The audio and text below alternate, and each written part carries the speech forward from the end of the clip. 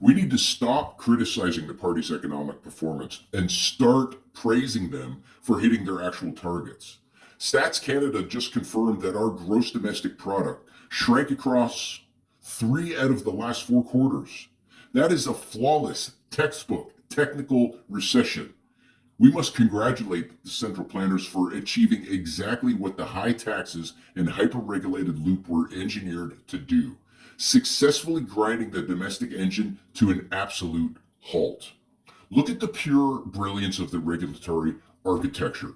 While the majority of the country stands around talking about building infrastructure, the government has created an environment so hostile to business that our own premier energy giants are voluntarily leaving the perimeter.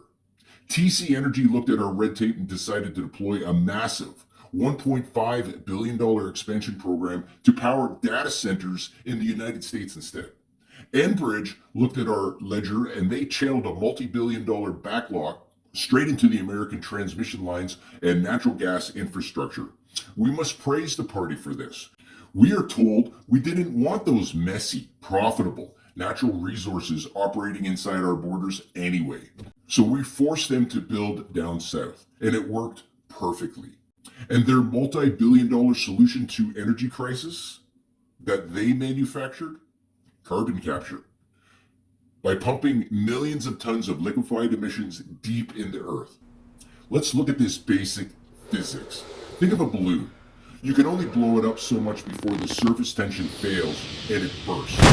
We are told that we can force massive volumes of gas under extreme pressure into the rocks below our feet without any reaction, jacking up pore pressure and risking earthquakes just to hide the pollution in the wrong spot. They don't want clarity. They want a monopoly on the explanation. Think of the absolute efficiency of this extraction. You design a tax code so uncompetitive that independent companies are driven straight to the ground, allowing massive U.S. corporations to swoop in and buy our entire national infrastructure on the cheap.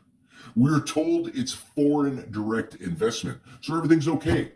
They don't hate the recession. They just hate that you're calling it a failure instead of reading it as their victory.